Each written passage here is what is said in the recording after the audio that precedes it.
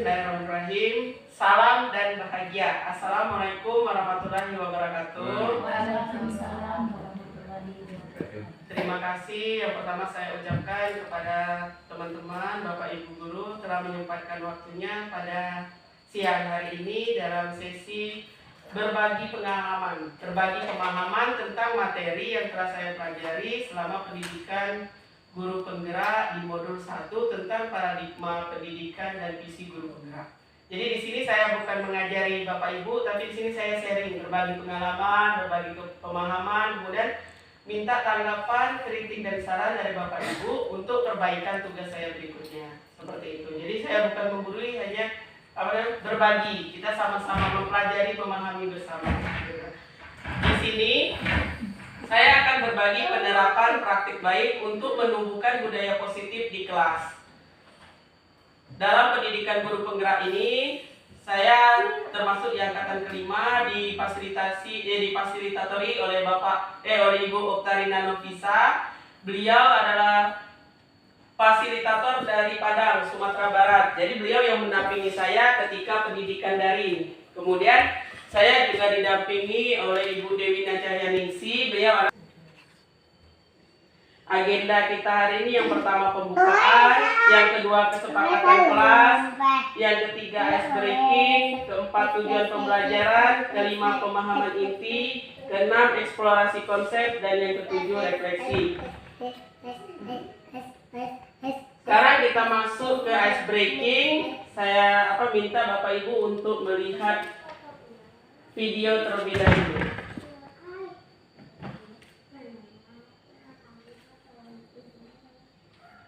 Silakan perhatikan.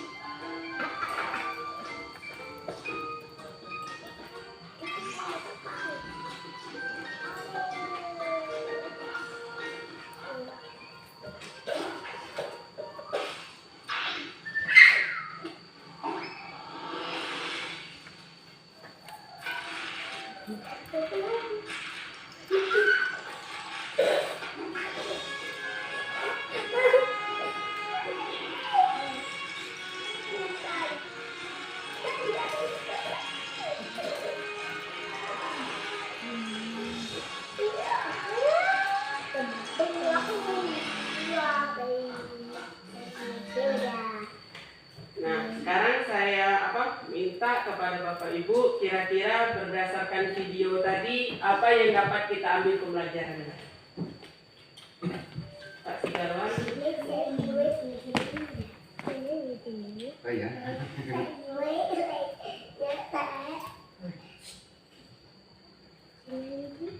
Atau ada yang mau mengutarakan pendapat, kita Sari.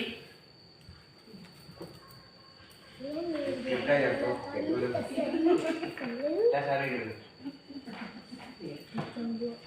Jadi sesuai dengan apa video yang sudah saya tampilkan tadi berkaitan dengan pembelajaran kita hari ini, bahwa kita semua pasti memiliki impian. Jadi terlihat dari Berman ketika dia melihat saat bangun pagi kemudian bersiap-siap untuk pergi, ketika dia melihat sebuah lukisan gunung es, maka dari situ dia memiliki punya impian. Ketika dia akan mendaki gunung es, dia sudah mempersiapkan peralatan apa, kemudian saat melakukan kegiatan tersebut pasti ada halangan rintangan. Sama seperti kita sebagai guru, pasti kita memiliki impian terhadap murid-murid kita. Bisa kita memiliki mimpi setelah melihat kegiatan yang orang lakukan, atau kita melihat mimpi berdasarkan inspirasi yang kita baca, seperti itu. Nah, dalam memiliki impian tersebut, kita juga seharusnya sudah memikirkan apa rintangan yang akan kita temui dalam mewujudkan mimpi tersebut. Jadi kita gali potensi. Seperti tadi kan, saat peralatannya sudah tidak dapat digunakan lagi, Berman melihat bahwa kukunya bisa menjadi potensi untuk digunakan. Jadi seperti itu juga saat di sekolah ini, dalam mencapai visi atau mencapai impian, kita juga bisa menggali potensi apa yang ada di sekolah kita yang bisa kita kembangkan sehingga bisa menjadi ciri khas sekolah kita. Sehingga tujuan pendidikan yang diharapkan tersebut dapat tercapai. Jadi seperti itu ya Bapak Ibu.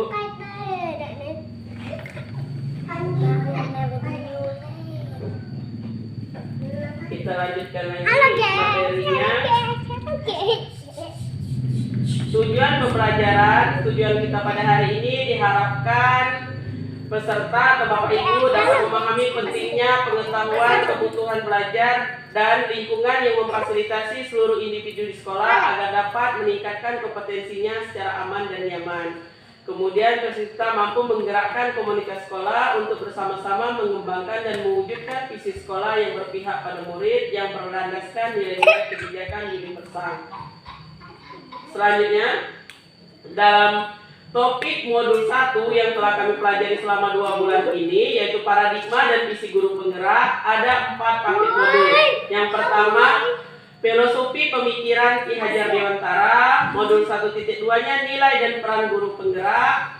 Modul 1.3 visi guru penggerak, dan modul 1.4-nya budaya positif. Dari keempat bagian submodul tersebut, dari keempat bagian-bagian ini, dari filosofi pemikiran Ki Hajar Dewantara, nilai dan peran guru penggerak, visi guru penggerak, budaya positif, tujuan akhirnya adalah memerdekakan murid atau berpihak pada murid saat pembelajaran sehingga terwujud profil pelajar Pancasila. Itu yang diharapkan oleh Bapak Menteri kita, yang selalu dicanang-canangkan adalah mewujudkan profil pelajar Pancasila, yaitu pelajar yang beriman dan bertakwa kepada Tuhan Yang Maha Esa, berakhlak mulia, mandiri, bernalar kritis, inovatif, dan berkebinekaan global. Jadi itu harapannya. Filosofi pendidikan menurut pemikiran Ki Hajar Dewantara bahwa pendidikan itu adalah menuntun segala kodrat yang ada pada anak, baik itu kodrat alam dan kodrat zaman, agar mereka mampu mencapai keselamatan dan kebahagiaan yang setinggi-tingginya. Itu menurut Ki Hajar Dewantara. Kemudian pendidikan itu menghamba pada murid. Artinya di sini kita menghamba bukan mengikuti semua kemauan murid, tapi kita memerdekakan murid dalam belajar agar dapat mengembangkan potensinya. Nah, pendidikan adalah berpihak pada murid agar murid dapat mengembangkan potensi, bakat, dan minat yang mereka miliki. Kemudian menurut KHD bahwa guru itu ibarat petani, sekolah ibarat lahan atau tanahnya, dan murid ibarat benih. Petani hanya bisa menjaga dan merawat benih itu untuk tumbuh sebaik mungkin. Jadi kita ini sebagai guru itu adalah ibaratkan petani. Kita tidak dapat membentuk anak itu seperti ini atau membentuk anak itu seperti apa yang kita inginkan. Tapi anak itu sudah memiliki kodratnya masing-masing. Kita hanya menuntun, mengarahkan mereka agar tidak salah arah, agar dapat mencapai tujuan yang mereka inginkan, cita-cita mereka seperti itu. Jadi kita tidak bisa memaksakan apa kehendak mereka. Jadi itulah tadi yang dinamakan dengan pendidikan itu berpihak pada murid yang memerdekakan murid dalam belajar. Untuk mewujudkan itu semua, maka perlu ditanamkan budaya positif di lingkungan sekolah, sehingga anak menjadi merasa aman dan nyaman dalam mewujudkan merdeka belajar. Seperti itu. Kemudian, nilai dan peran guru penggerak juga mempunyai keterkaitan dengan budaya positif, di mana seorang guru dapat menjalankan peran dalam mewujudkan profil pelajar Pancasila tadi. Adanya nilai dan peran guru penggerak sejatinya dapat memberikan pembelajaran yang berpihak pada murid dan menggali potensi yang memiliki latar belakang yang berbeda. Nah, nilai guru penggerak itu adalah mandiri, inovatif, kolaboratif, berpihak pada murid dan reflektif. Kemudian kalau peran guru penggerak itu bisa menjadi pemimpin pembelajaran, menjadi coach bagi guru lain, mendorong kolaborasi, mewujudkan kepemimpinan murid dan menggerakkan komunitas praktisi. Nilai dan peran guru ini sejatinya Bapak Ibu sudah ada di dalam diri kita masing-masing. Sekarang tinggal kita bagaimana menebalkannya. Salah satunya yaitu melalui pendidikan guru penggerak. Kita sudah memiliki nilai mandiri, inovatif, kolaboratif, berpihak pada murid dan reflektif, itu kita sudah mempunyai. Sehingga kita dapat melaksanakan pembelajaran pada murid. Sekarang kita bersama-sama menebalkan lagi nilai-nilai dan peran tersebut. Sehingga tujuan pembelajaran yang sesungguhnya itu bisa tercapai dan pembelajaran menjadi menyenangkan. Kalau visi guru penggerak yaitu adalah mengelola perubahan positif dalam membangun budaya positif. Di sini diperlukan kolaborasi dari dalam menciptakan ingin mewujudkan tujuan pembelajaran itu tidak bisa saya sendiri atau tidak bisa kepala sekolah sendiri yang melakukannya, tapi di sini kolaborasi, kerjasama kita. Jadi untuk mewujudkan itu tidak bisa berdiri sendiri-sendiri, tapi kerjasama inilah kita sama-sama membangun sekolah, sama-sama kita menggerakkan, sama-sama membimbing anak. Jadi itulah nanti akan terwujud yang namanya sekolah yang kita inginkan. Visi sekolah itu dapat kita wujudkan. Seyogyanya visi sekolah itu dibuat berdasarkan dengan metode inquiry apresiatif atau berdasarkan potensi yang ada di sekolah kita. Berdasarkan keadaan sekolah kita yang sebenarnya, kemudian kita gali dulu apa potensinya, apa kelebihan sekolah kita, apa ciri khas sekolah kita yang bisa kita tingkatkan, membedakan sekolah kita dengan sekolah lain. Nah, dalam penerapan metode inquiry apresiatif ini dapat digunakan dengan tahapan bagja. Tahapan bagja itu B-nya buat pertanyaan. Di sini kita buat pertanyaan, sekolah apa yang kita impikan? Misalnya sekolah bagaimana? Kemudian ambil pelajaran, kita cari.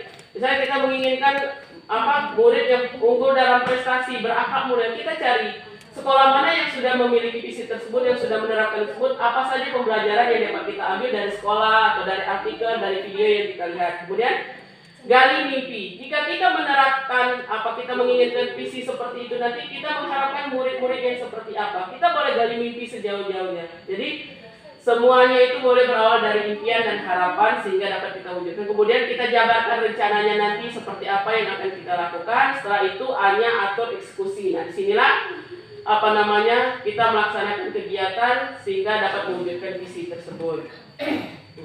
Visi saya yang telah saya buat pada modul 1.3 kemarin adalah terwujudnya murid yang unggul dalam prestasi, berakhlak mulia dan berwawasan global yang dilandasi IMTAK dan IPTEK. Jadi di sini ada 3 komponen berdasarkan dimensi profil pelajar Pancasila tadi. Yang pertama, unggul dalam prestasi, yaitu mengembangkan profil Pancasila dimensi bernalar kritis, inovatif, kreatif, dan mandiri. Yang kedua, berakhlak mulia, mengembangkan profil pelajar Pancasila beriman dan bertakwa kepada Tuhan Yang Maha Esa dan gotong royong, dan berwawasan global. Benar sekali, karena di era globalisasi ini kita harus membimbing anak. Kita harus menerima perubahan, tapi kita membimbing anak untuk menyaring mana yang sisi positif yang dapat kita contoh, mana sisi negatif yang harus kita tinggalkan. Jadi perubahan itu tidak semuanya kita terima tanpa kita saring terlebih dahulu, seperti itu. Selanjutnya, budaya positif. Nah, berdasarkan penerapan pada tahapan bagja tadi dalam mewujudkan visi, maka akan muncul kebiasaan-kebiasaan. Ini pada diatur dijabarkan rencana tadi, akan ada kebiasaan-kebiasaan positif yang di sekolah yang kita kenal dengan budaya positif. Nah, kebiasaan-kebiasaan itulah yang kita lakukan atau kita eksekusikan di sekolah itu sehingga jadi menjadi budaya positif di sekolah kita. Nah, budaya positif akan menimbulkan rasa aman dan nyaman pada murid dalam proses pembelajaran. Budaya positif juga mampu mendorong murid untuk mampu berpikir, bertindak, dan berkarya sebagai proses memerdekakan dirinya sehingga murid lebih mandiri dan bertanggung jawab. Nah, budaya positif itu ada beberapa hal yang perlu kita pahami. Yang pertama, disiplin positif dan nilai-nilai kebijakan. Yang kedua, teori motivasi, hukuman dan penghargaan dan restitusi. Yang ketiga, keyakinan kelas. Yang keempat, kebutuhan dasar manusia dan dunia berkualitas. Yang kelima, 5 posisi kontrol, dan yang keenam, restitusi. Nah, di sini seperti bagan ini terlihat oleh Dr. William. Nah, bahwa semua perilaku manusia itu memiliki tujuan. Namun tujuan itu didasari oleh motivasi, baik motivasi yang dari dalam dirinya, itu motivasi intrinsik, atau motivasi yang dari luar, atau motivasi eksternal. Perilaku manusia itu juga dilakukan atas kebutuhan dasar yang harus dipenuhi. Jadi kalau ada penyimpangan atau perilaku yang tidak sesuai, maka kita lihat dulu apa kebutuhan dasarnya yang belum terpenuhi. Begitu juga pada murid kita. Makna disiplin yaitu belajar kontrol diri dengan menggali potensi kita agar tercapai tujuan mulia, yaitu sesuatu menjadi seseorang yang kita inginkan berdasarkan nilai-nilai yang kita hargai. Disiplin itu sebenarnya arti kata dari bahasa Latin yaitu disiplina yang artinya belajar. Jadi disiplin itu artinya belajar, sama-sama belajar itu kalau makna dari bahasa Latin. Namun di budaya kita ini makna kata disiplin adalah telah berubah menjadi sesuatu yang dilakukan seseorang pada orang lain untuk mendapatkan kepatuhan. Jadi sudah ada pergeseran paradigma. Padahal inti kata disiplin itu adalah belajar. Namun di budaya kita sekarang ada ibaratnya suatu paksaan kepada orang lain agar terjadi kepatuhan. Kecenderungan umum adalah menghubungkan kata disiplin dengan ketidaknyamanan. Kemudian bukan dengan apa yang kita hargai atau pencapaian suatu tujuan mulia. Jadi suatu paksaan yang membuat tidak nyaman, bukan sesuatu yang kita hargai bersama.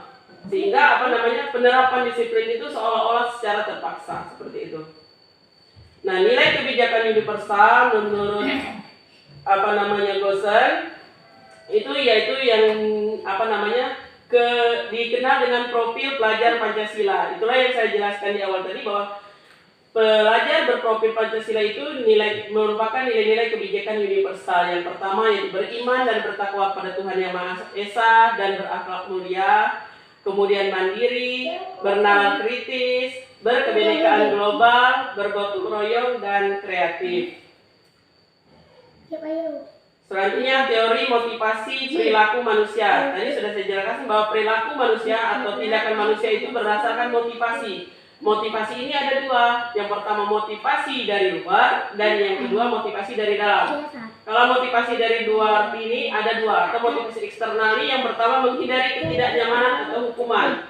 Sama seperti murid-murid kita. Saat mereka tidak melihat guru, mereka bebas bajunya di luar. Tapi ketika melihat kita keluar atau melihat guru, mereka buru-buru memasukkan bajunya agar rapi. Jadi itu motivasinya karena menghindari hukuman. Belum muncul dari motivasi dirinya sendiri. Jadi mereka terpaksa masuk baju karena mereka sebenarnya pengen bebas, bajunya tidak dimasukkan.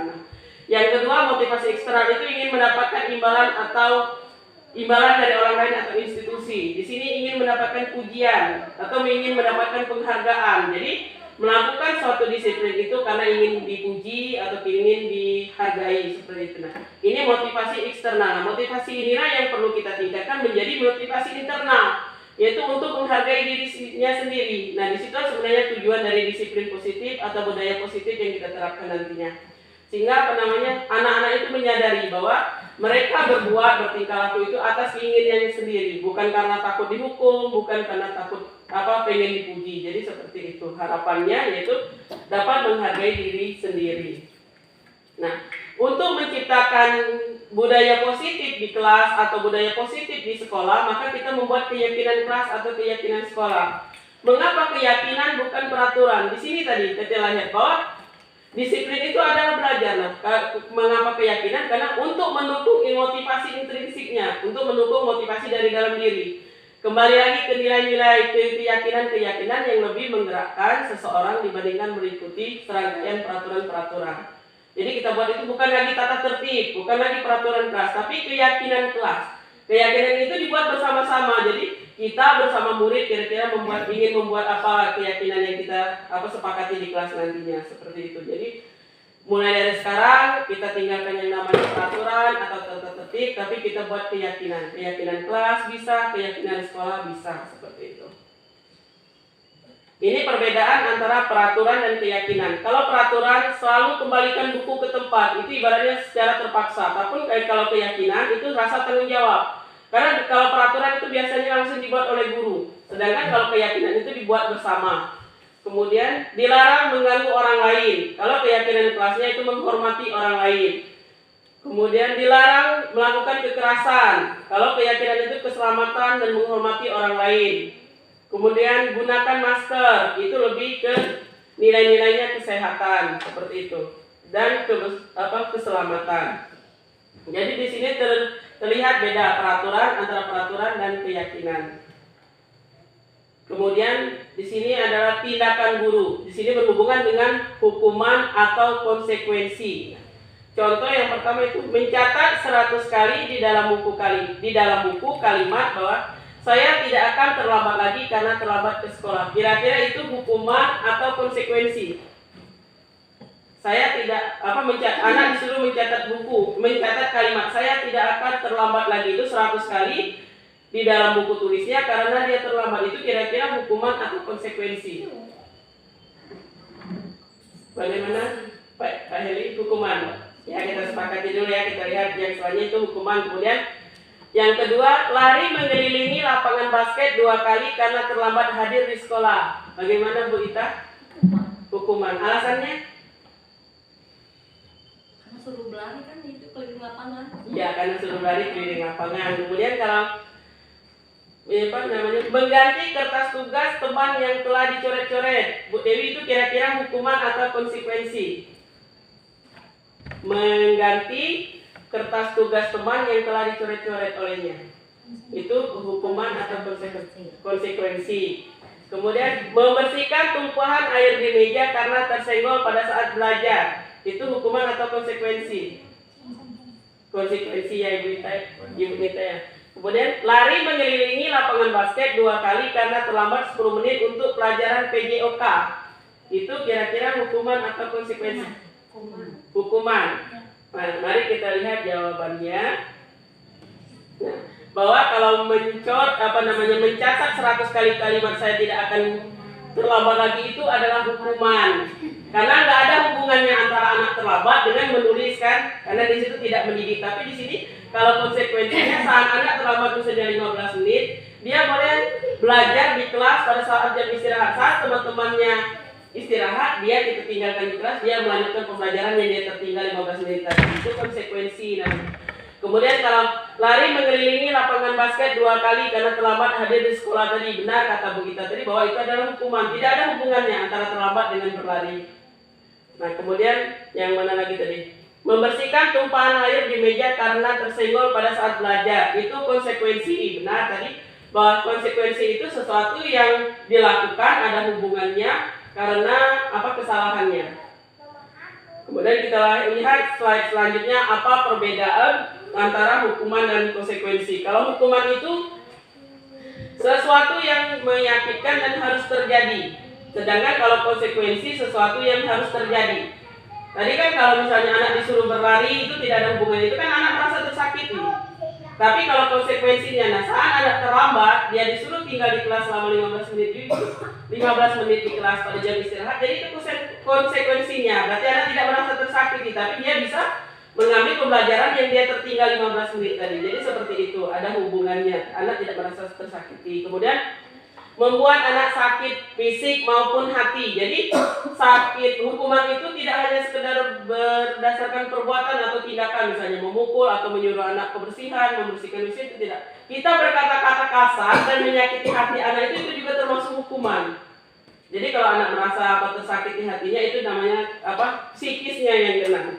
Kalau konsekuensi itu membuat anak hanya merasa tidak nyaman.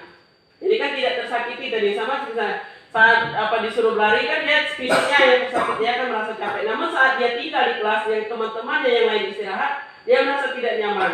Dan diharapkan karena dia merasa tidak nyaman lagi, di sini muncul kesadaran dari dirinya sehingga dia tidak mengulangi lagi.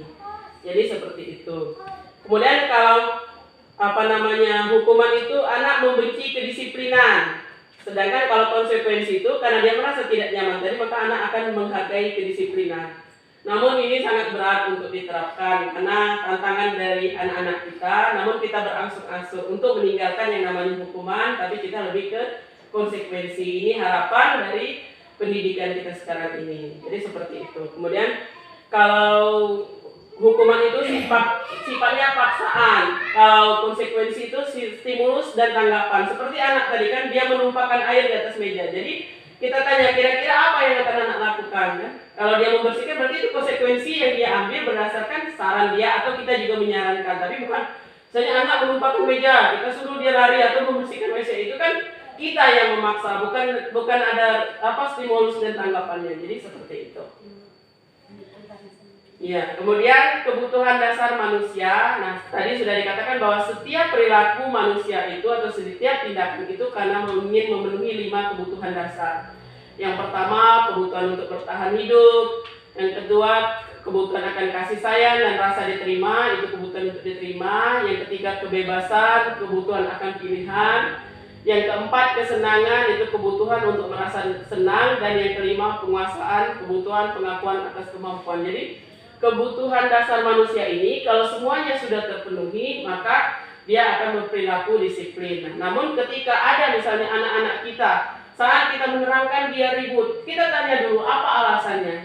Jadi bisa jadi anak tersebut kurang kasih sayang, jadi ada kebutuhan kasih sayang yang harus dipenuhi, atau bisa jadi dia ribut karena dia bosan dengan metode mengajar menulis atau mencatat saja. Mungkin dia pengen metode belajar diskusi atau bisa dengan bermain. Jadi kita tanya dulu apa alasannya. Jangan kita langsung anak ribut langsung lempar penghapus atau anak ribut langsung hukum dikeluarkan. Jadi jangan seperti itu harapannya. Tapi di sini harapannya ketika ada apa namanya sikap yang kurang disiplin ditanya dulu apa alasannya sehingga kita tahu kebutuhan apa yang belum didapatkan oleh anak tersebut. Seperti itu. Kemudian 5 posisi kontrol. 5 posisi kontrol pada guru. Ini berhubungan kita karena guru, ini ada 5 posisi. Yang pertama itu penghukum. Kalau penghukum tadi ya langsung memberikan hukuman, baik hukuman fisik maupun non fisik. Kemudian pembuat orang merasa bersalah. Kalau ini lebih dengan kata-kata, saya kecewa sama kamu, itu apa namanya masuk ke posisi kontrol pada apa namanya? Pada posisi pembuat orang merasa bersalah. Kemudian ada kalau posisi kontrol penghukum dan pembuat rasa bersalah ini identitas anak itu gagal. Kemudian kontrolnya dari luar, belum dari dirinya. Di sini kan anak kalau dihukum itu dia merasa bahwa identitasnya itu gagal. Dia telah melakukan kesalahan yang membuat dirinya itu menjadi gagal. Kemudian ada posisi yang ketiga yaitu sebagai teman. Guru, kita sebagai guru memposisikan sebagai teman. Biasanya kita mengajak ayolah nak seperti itu. Nah itu posisi sebagai teman. Dan yang keempat ini posisi pemantau.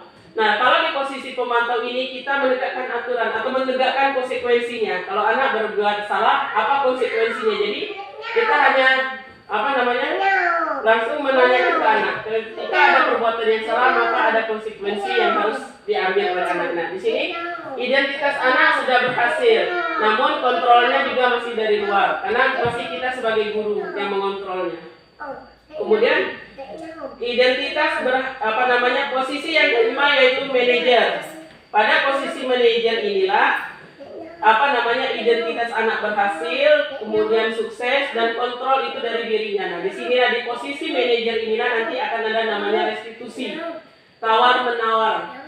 Ada solusi yang ditawarkan baik dari guru maupun dari muridnya. Untuk lebih paham, marilah kita sama-sama melihat dulu 5 posisi kontrol.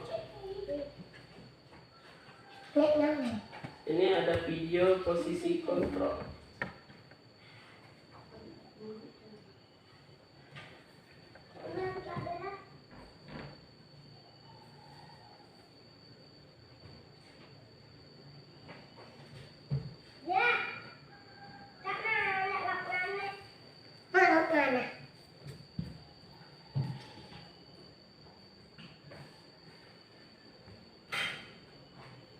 Ini video yang langsung dari Kemendikbud, 5 posisi kontrol.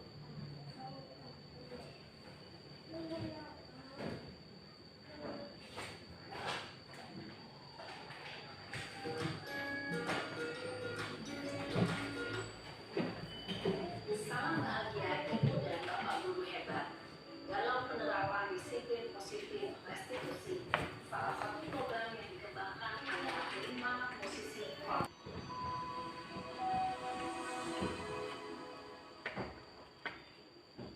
5 posisi kontrol itu adalah: 1. Posisi penghukum. 2. Posisi merasa bersalah. 3. Posisi tenang. 4. Posisi pemantau atau monitor. Dan 5. Posisi manajer. Untuk lebih memahami kelima posisi tersebut, mari kita saksikan kasus Naren yang terlambat hadir 20 menit di sekolah dan melihat bagaimana kelima posisi kontrol dalam menghadapi masalah tersebut.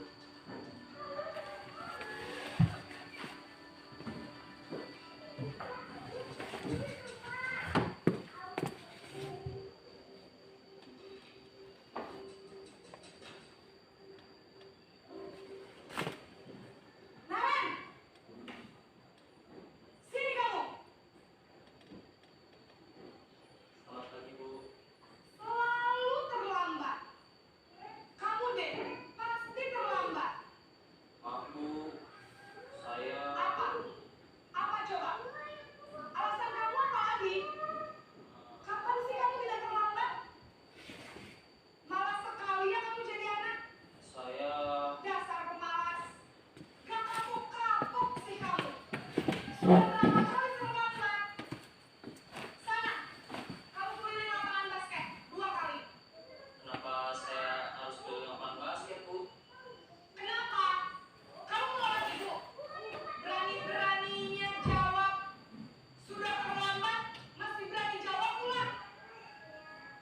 Sekarang, keliling lapangan basket 5 kali sekalian. Biar kapok. Cepat. Pergi sana ke lapangan basket. Posisi penghukum biasanya berbicara dengan nada tinggi, menghardik, menunjuk-nunjuk, menyakiti, dan menyindir. Hukuman bisa berupa fisik maupun psikis. Ibu dan Bapak Guru hebat. Dampak yang terjadi pada murid ketika guru berada pada posisi penghukum adalah murid cenderung akan memberontak, bahkan menyimpan dendam.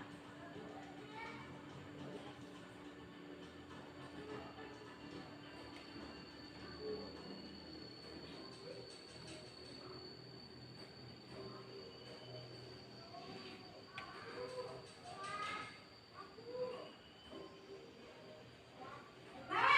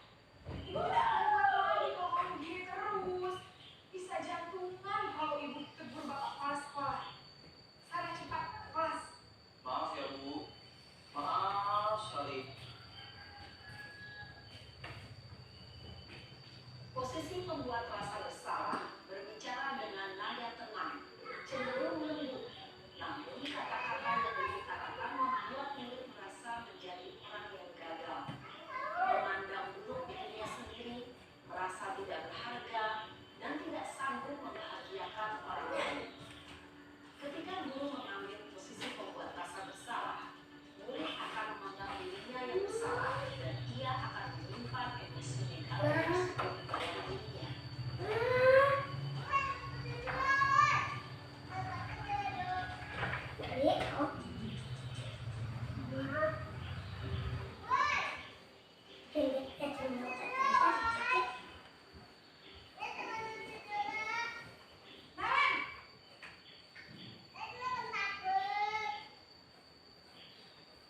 pagi, Bu. Wah, sudah jam berapa ini, Nak? Terlambat lagi ya, sayang. Iya, Bu. Habis ibu saya belum membangunkan saya, Bu. Kamu malah menyalahkan ibu kamu. Kamu bukannya anak yang larinya paling kencang. Kok terlambat sih? Iya, Bu. Saya memang terlambat bangun tadi. Jadi, biarpun saya lari kencang, tetap gak kekejar, Bu. Ya sudah, sana. Nanti lain kali larinya lebih kencang lagi ya. Biar gak terlambat lagi. Bikin seneng ibu. Demi ibu. Bisa kan? Bisa, Bu. Ya sudah, sana masuk kelas. Ibu beresin urusan absen kamu. Kamu ini ada-ada saja. Dalam posisi teman, guru berbicara dengan nada suara ramah, akrab, cenderung bersenda gurau untuk menjaga suasana tetap santai. Dan akan merasa senang, aman, dan akrab dengan guru. Identitas yang tercipta adalah identitas sukses atau berhasil. Namun, perlu diingat, karena ini masih dorongan eksternal, maka ada faktor ketergantungan dan bergantung pada orang tertentu. Di sini, murid bisa berperilaku baik, namun hanya kepada orang-orang tertentu saja.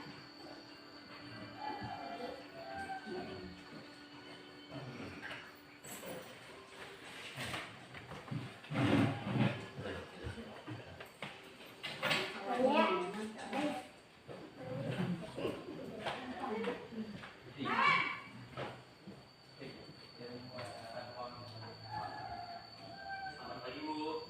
Naren, apa peraturan sekolah kita tentang jam berapa kita harus masuk sekolah, Nak? Kita harus di sekolah jam 7, Bu. Iya, betul. Sekarang sudah jam 7. Naren sudah tahu konsekuensinya jika terlambat. Paham, Bu.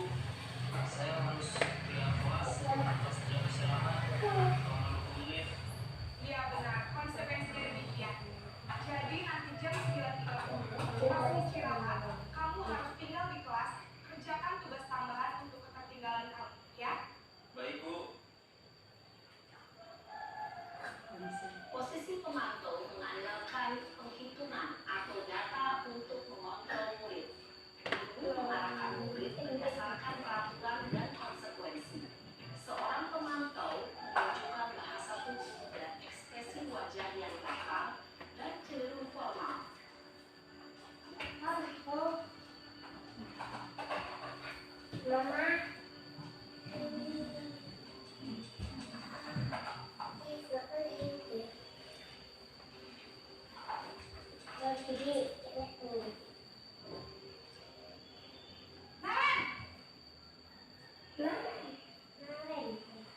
Selamat pagi, Bu.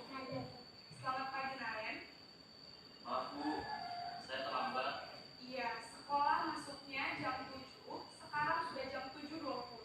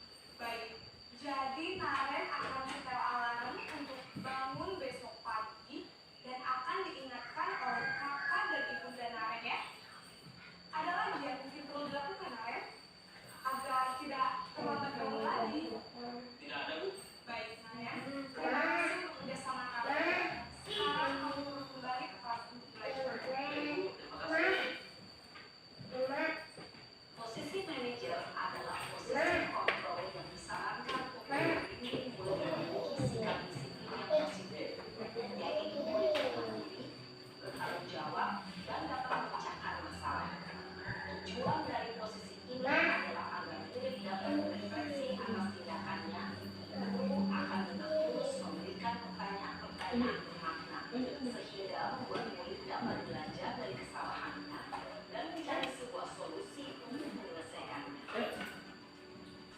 Ibu dan bapak guru hebat, setelah mengamati adegan kelima posisi kontrol tadi, kira-kira posisi mana yang ideal? Posisi mana yang dapat menunjang motivasi prinsip ini? Ya, tentu posisi manajer. Posisi ini memang posisi ideal yang ingin menunjuk sang niat pendidik. Pada posisi inilah guru dapat melakukan eksekusi yang pihak pendidik aktif jangan seorang pendidik juga tidak boleh untuk sampai pada posisi seorang manajer. Namun, tujuan kita pasti kontrol yang telah diperlihatkan ini dapat menjadi ajang refleksi bagi kita semua agar dapat terus mengasah dan menerapkan disiplin positif yang memerdekakan murid. Mari terus berlatih dan bersemangat. Selamat menerapkan. Salam dan bahagia Ibu dan Bapak Guru hebat. Nah, itulah tadi video tentang 5 posisi kontrol guru. Kira-kira dari video tadi apa yang dapat kita ambil pelajarannya?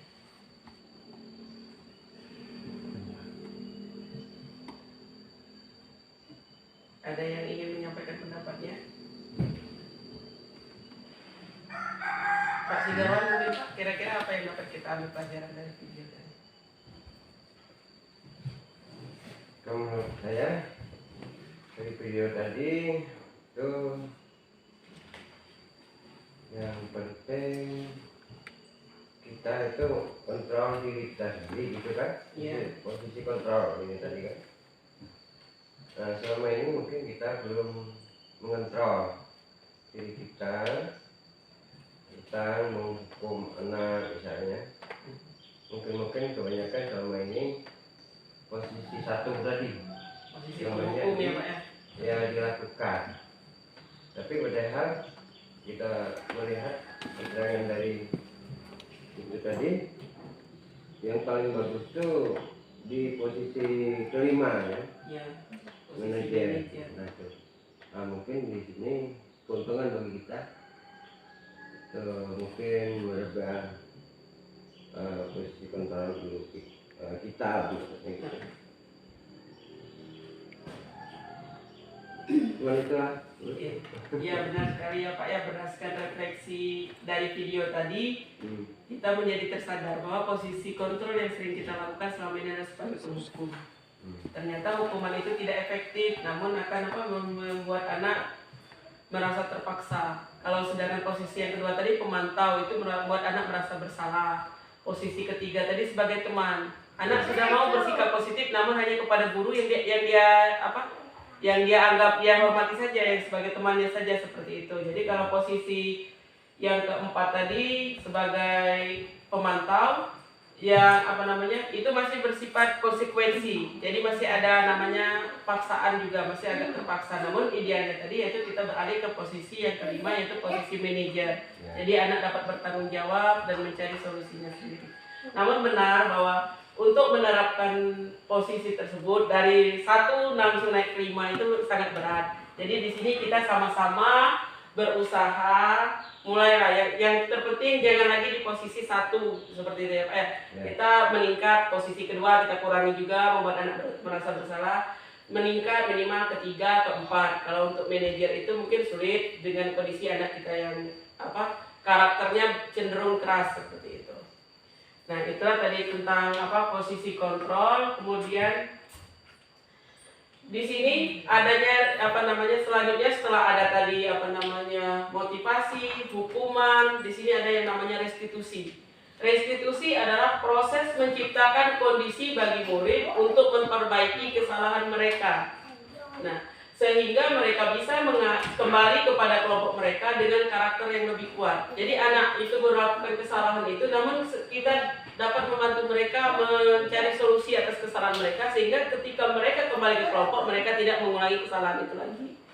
Kemudian restitusi juga merupakan proses kolaborasi antara guru dan murid, yang mana murid untuk mencari solusi dari masalah mereka dan membantu murid berpikir tentang orang seperti apa yang mereka inginkan atau yang menjadi tujuan mereka nantinya, dan bagaimana mereka harus memperlakukan orang lain. Jadi kalau restitusi ini tidak bersifat konsekuensi, tidak bersifat hukuman, tapi di sini kita bersama-sama menawarkan kepada murid apa yang akan mereka lakukan, bagaimana solusinya, agar mereka dapat menghargai diri sendiri dan menghargai orang lain. Nah, 9 ciri restitusi. Yang pertama, bukan untuk menebus kesalahan, namun untuk belajar dari kesalahan. Yang kedua, memperbaiki hubungan.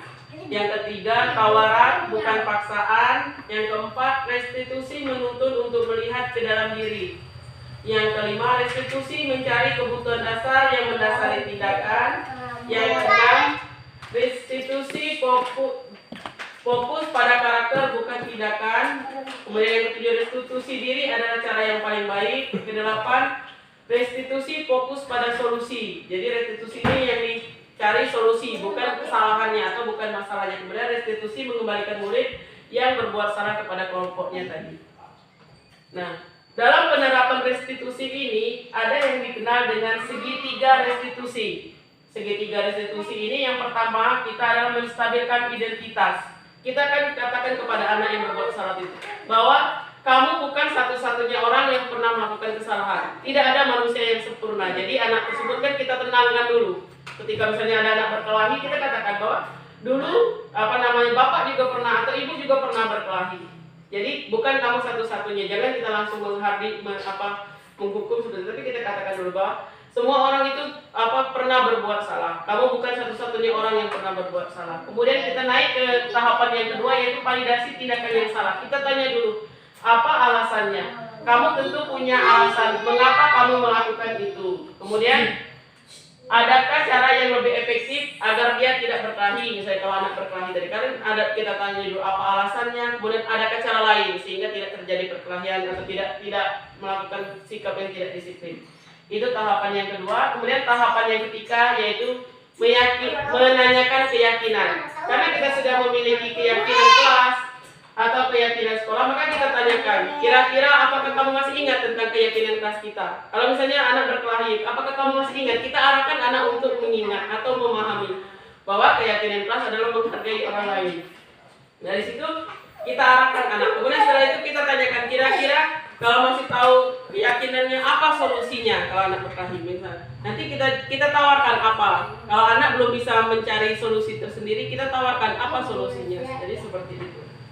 Ini yang dinamakan dengan segitiga restitusi. Jadi untuk menerapkan disiplin positif di kelas ataupun di sekolah, kita dapat menggunakan segitiga restitusi. Yang pertama dengan menstabilkan identitas, kemudian validasi tindakan yang salah, dan yang ketiga menanyakan keyakinan. Nah, untuk mewujudkan budaya positif, peran guru di kelas dapat dilakukan dengan membuat keyakinan kelas bersama dengan murid dalam mencapai visi dan tujuan bersama, memberikan kesadaran kepada murid untuk menanamkan motivasi atas kesadaran dirinya sendiri atau motivasi intrinsiknya. Kemudian guru menerapkan segitiga restitusi, yaitu menciptakan kondisi yang mengajarkan murid mencari solusi dan bertanggung jawab atas kesalahannya. Untuk itu guru perlu memilih posisi pemantau atau manajer. Jadi kita tinggalkan yang posisi penghukum, kalau di posisi sebagai teman itu bisa kita gunakan, namun nanti murid hanya patuhnya kepada kita saja. Namun kalau sudah kita naikkan posisi pemantau, sudah ada konsekuensinya. Jadi walaupun kita tidak ada, anak-anak sudah tahu apa konsekuensi jika mereka melakukan kesalahan. Seperti itu. Kemudian peran saya dalam menciptakan budaya positif ini sudah saya lakukan di kelas. Yang pertama menjadi pemimpin pembelajaran. Saya sudah menerapkan membangun budaya positif di kelas dengan membuat keyakinan kelas bersama. Mendorong kolaborasi, saya mengajak murid untuk bersama-sama melaksanakan keyakinan kelas. Di sini saya juga mengajakkan guru. Mulai dari sekarang marilah kita sama-sama berangsur-angsur berpindah dari yang penghukum tadi, pindah naik tingkatan. Jangan lagi kita melakukan hukuman, tapi kita buat keyakinan bersama. Kita sepakati bersama murid. Kira-kira kalau misalnya mereka terlambat, apa konsekuensinya? Kalau mereka tidak mengerjakan tugas, apa konsekuensinya? Jadi hukuman-hukuman yang bersifat fisik itu berangsur-angsur kita hindari. Emang untuk menerapkan ini berat, namun dilakukan secara perlahan. Bukan hanya kita, seluruh guru, sama-sama guru CGP Kabupaten Rejang Lebong saat melihat ini juga mereka meyakini posisi kita kebanyakan masih di posisi 1 dan 2. Jadi seperti itu. Kemudian yang ketiga, mewujudkan kepemimpinan murid dalam pembelajaran. Saya berpusat pada murid dan memerdekakan murid dalam belajar. Ini contoh penerapan budaya positif di kelas 6 di kelas saya. Yang pertama yaitu membuat keyakinan kelas.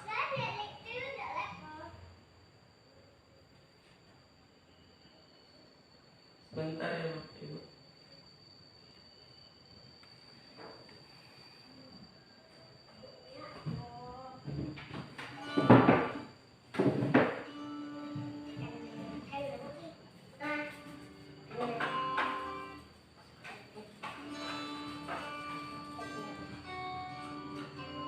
Nah, ini penerapan di kelas. Jadi di sini kami membuat keyakinan kelas.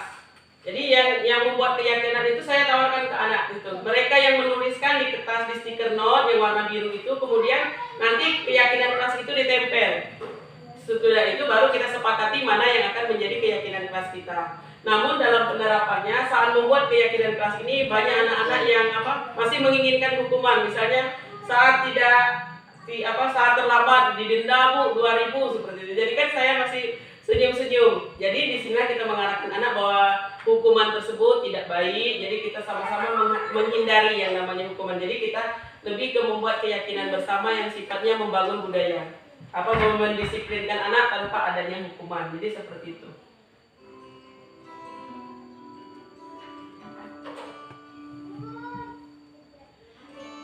Ini keyakinan kelas bahwa kami yakin kami adalah keluarga. Di sini saya selalu tanamkan kepada anak-anak bahwa mereka adalah keluarga, tidak ada yang berbeda. Jadi kalau dalam satu keluarga itu akan terwujud sikap yang saling menghargai, menyayangi, saling tolong-menolong, mungkin. Dan yang kedua yaitu kalau saya katakan kelas 6, anak-anak langsung menyebut cerdas, beretika, dan mandiri. Yes, jadi itu harapan saya. Harapan saya kepada anak-anak mereka akan cerdas, namun tetap berakhlak dan mandiri. Kemudian kalau keyakinan kelas, selalu hadir di sekolah tepat waktu. Kemudian yang kedua, mengamalkan ajaran agama untuk kebaikan bersama, yaitu berdoa sebelum dan sesudah pembelajaran. Kemudian kami juga membaca surat-surat PDF Al-Quran di akhir pembelajaran. Kemudian tertib dan semangat sepenuh hati saat belajar. Nah, di sini anak tetap tertib, namun dia semangat dalam belajar. Itu harapannya. Jadi ini keyakinan kelas kami. Kemudian menjaga kebersihan diri sendiri, kebersihan kelas dan lingkungan sekolah. Kemudian melepas sepatu saat masuk kelas dan memakai sepatu saat keluar kelas. Karena kita tahu sendiri ya Bapak Ibu bahwa anak-anak kita ketika sampai di sekolah itu sangat susah untuk memakai sepatu. Jika mereka tidak memakai sepatu maka kelas akan kotor nanti. Jadi dari sini kita membiasakan anak kalau masuk kelas sepatunya dilepas, tapi ketika keluar kelas sepatunya dipakai lagi seperti itu. Kemudian saling menghargai dan menyayangi sesama teman dan saling tolong-menolong, melakukan piket kelas sesuai jadwal, kemudian mengumpulkan tugas tepat waktu, dan yang ke-9, izin kepada guru saat ingin keluar kelas. Jadi ini adalah kesepakatan kelas 6 yang telah kami sepakati di awal pembelajaran dulu.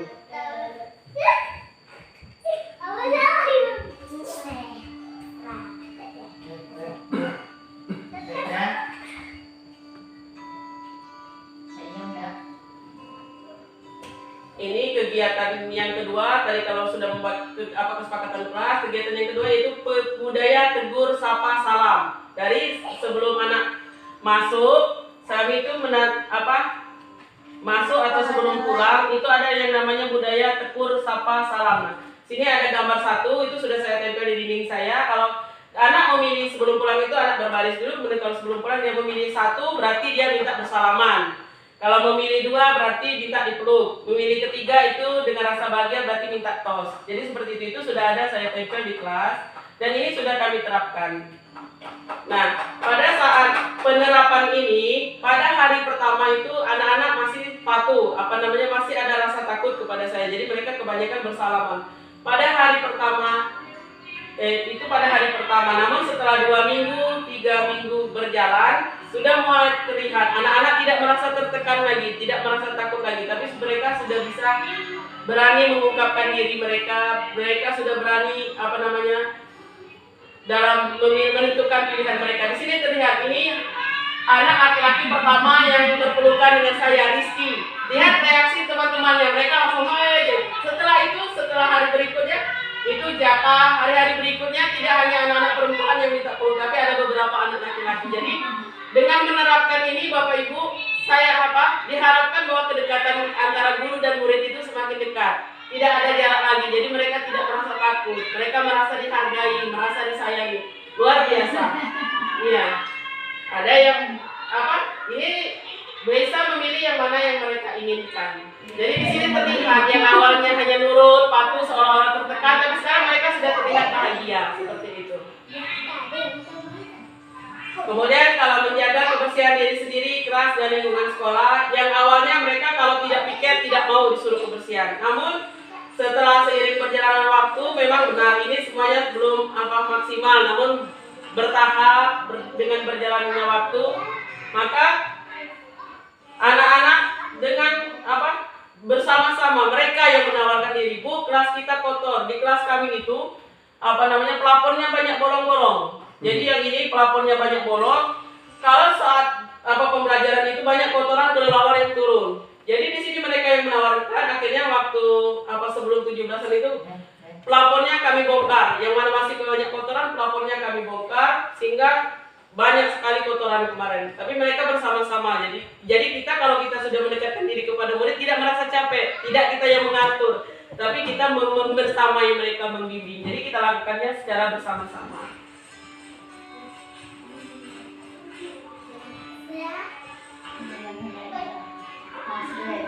Ini selain lingkungan kelas juga membersihkan lingkungan sekitar sekolah. Tidak hanya di kelas, tapi lingkungan sekolah juga mereka bersama-sama. Mungkin di sini masih terlihat bahwa mereka membersihkan kalau diajak oleh gurunya. Belum muncul kesadaran dirinya kalau untuk lingkungan sekolah. Ini yang awalnya sepatu masih di luar, masih ada sampah yang terlihat. Ini waktu awal-awal pembelajaran dulu, awal-awal baru menerapkan keyakinan kelas.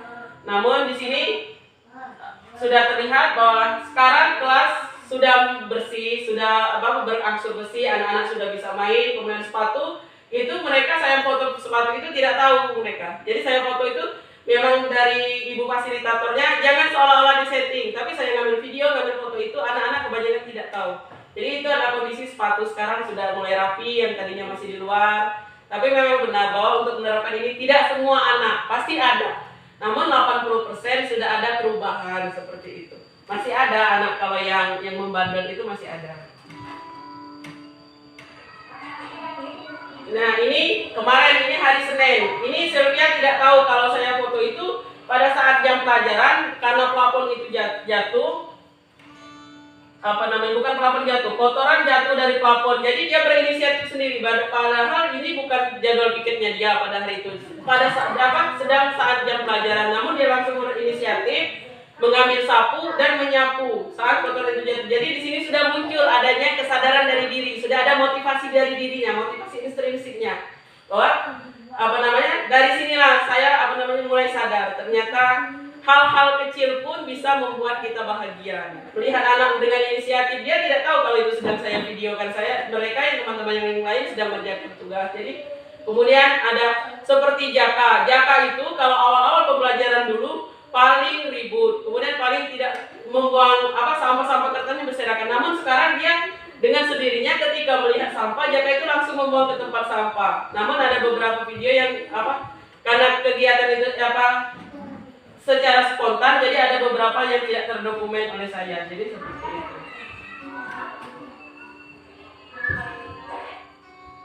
Kemudian ini budaya saling menyayangi dan menghormati. Sini kami meyakini bahwa kami keluarga yang awalnya anak-anak itu hanya mau berdiskusi atau mau kerja kelompok dengan orang-orang itu saja. Namun di sini saya membuat kelompok yang homogen, yang heterogen. Artinya kelompok yang berbeda-beda dari kemampuannya. Di sini terlihat bahwa di kelompok ini ada Nia Ramadhani, ada Jaka.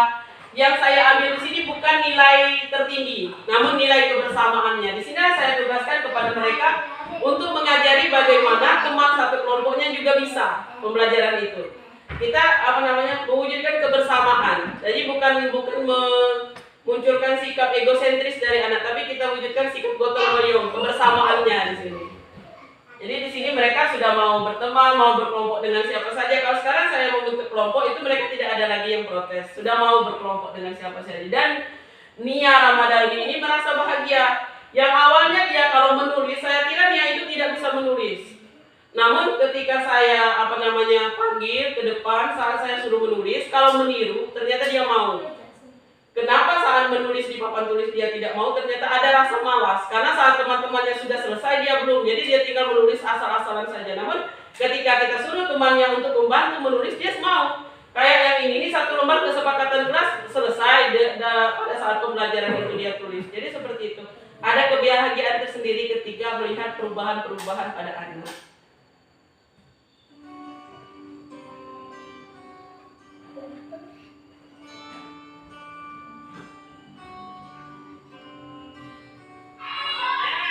Nah, ini juga untuk meningkatkan budaya saling menyayangi dan menghormati, kami melakukan permainan agar pembelajaran tidak bosan. Jadi anak tidak bisa menentukan dia sekelompok dengan siapa, tapi ada tekniknya membagi kelompok sehingga mereka berkelompok dengan siapa saja sudah bisa bergandengan, bisa bekerja sama. Jadi seperti itu.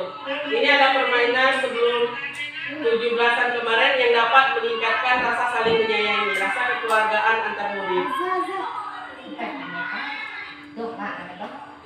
Kemudian ini juga saat pembelajaran, saya tidak meminta siapa yang akan membantu temannya ketika tidak bisa. Namun saya menawarkan siapa yang bersedia membantu temannya menyelesaikan soal di depan. Nah di sini dengan sukarela anak-anak ada yang maju, ada yang tidak mau. Jadi di situ sudah muncul rasa kebersamaannya, rasa saling menyayanginya, rasa ingin gotong royong, ingin membantu temannya. Nah, di sini dengan sukarela mereka, walaupun ada yang tidak bisa membantu yang mengerjakan, tapi dia membantu. Padahal dia sendiri belum tentu bisa. Kemudian menghafal, pada saat jam pulang sekolah kami menghafalkan surat-surat pendek mulai dari Al-Fatihah. Ketika 80% anak sudah hafal, maka saya lanjutkan dengan surat berikutnya. Lanjut Al-Ikhlas, kemudian An-Nas. Surat yang sekarang yaitu Al-Kausar. Nah sekarang yang Al-Kausar ini sudah 80%, jadi mulai minggu depan sudah bisa meningkat lagi ke surat berikutnya. Bisa surat Al-Kafirun atau ketika anak yang awalnya dari Al-Fatihah saja masih banyak yang belum hafal, namun sekarang sudah berangsur-angsur. Sekarang sudah 4 itu sudah alhamdulillah. Kemudian yang keenam tadi sesuai dengan keyakinan kelas bahwa tertib dan semangat sepenuh hati. Ini saat pembelajaran ketika harus mengerjakan tugas secara mandiri, mereka tertib mengerjakan di tempat duduk mereka masing-masing. Mereka bertanggung jawab akan tugas mereka masing-masing.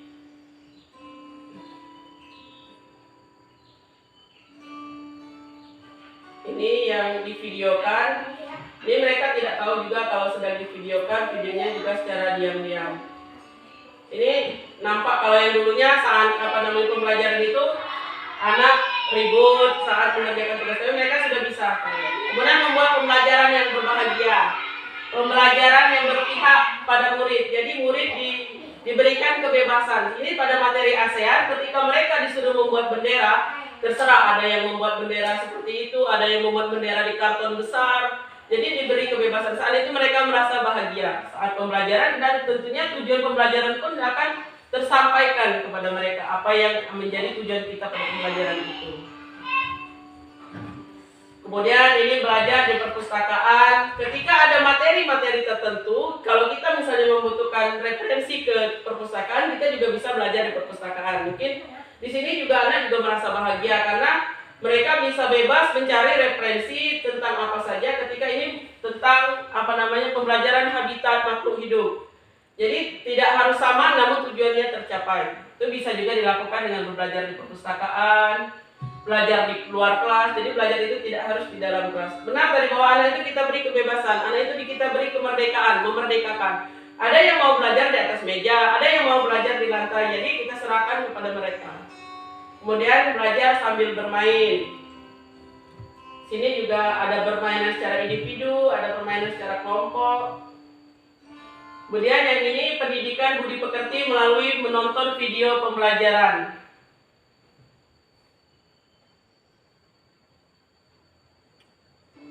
Nah ini karena kita belum listrik tidak sampai ke kelas, maka kemarin saya secara inisiatif mengajarkan kepada anak pendidikan budi pekerti, itu film Budi. Nah, film Budi, kemudian film Sepatu Lumpur. Di sini setelah menonton video kita minta refleksi kepada anak apa yang mereka pelajari dari video yang mereka lihat. Ternyata mereka ada beberapa anak mungkin yang gaya belajarnya audiovisual, mereka sangat cepat nangkap saat pembelajaran ini. Jadi banyak cara kita dalam menerapkan pembelajaran yang berpihak pada murid. Di sini kita beri kebebasan. Kita mulai memerdekakan anak dalam belajar, mulai berpihak kepada murid. Jadi kita kembali ke pembelajaran berpusat pada murid, studi center, bukan kita gurunya, tapi biarkanlah anak mencari, kita yang membimbingnya, seperti itu. Itulah beberapa kegiatan yang telah saya lakukan di kelas penerapan pembelajaran saya pada pendidikan guru penggerak ini. Jadi terima kasih. Jika ada saran atau masukan, tanggapan dari teman-teman, saya sangat mengharapkan. Kalau ingin ada yang bertanya juga saya persilahkan.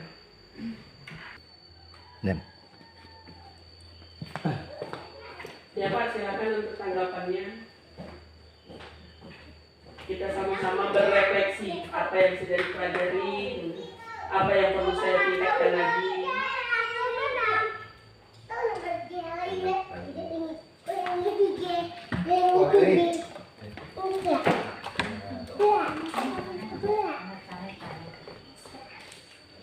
Saya Eko Bu Heti, apakah ada tanggapannya?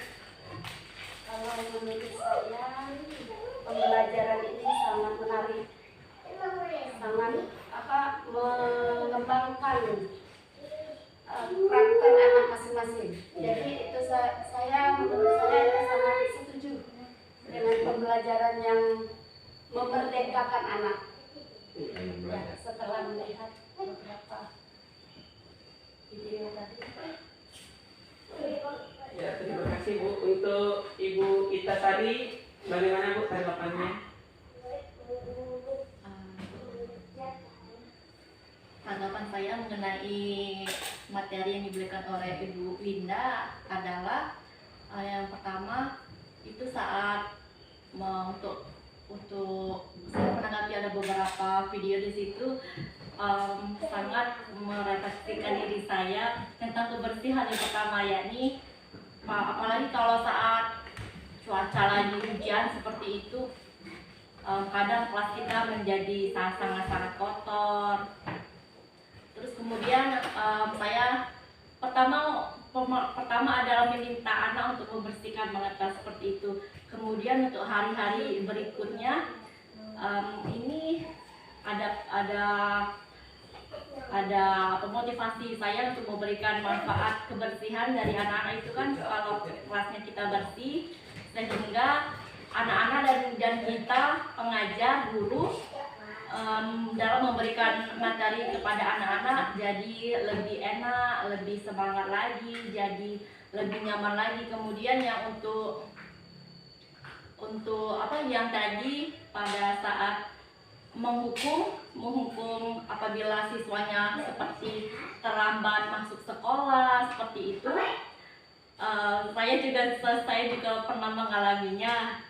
Saya juga merasakan saat kita misalnya ada anak yang terlambat sekolah terus kita suruh keliling lapangan seperti itu, memang benar-benar tidak ada kaitannya sih sebenarnya, kok disuruh malah keliling-keliling lapangan, padahal seharusnya kita tanyakan dulu mengapa kok bisa terlambat, alasannya apa, seperti itu. Jadi saya ambil kesimpulan ini memang benar-benar sangat bermanfaat sekali bagi kita, bagi seorang guru, untuk supaya kita bisa menyadari bahwa peran kita sebagai seorang guru diantaranya adalah untuk salah satunya adalah memerdekakan siswa kita supaya siswa itu Nyaman dan aman.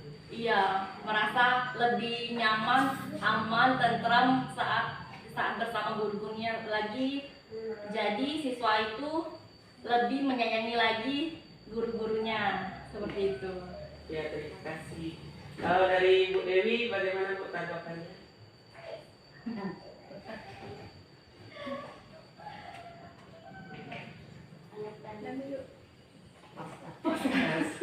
Dari Bu Nita? Sangat setuju dan sangat mendukung.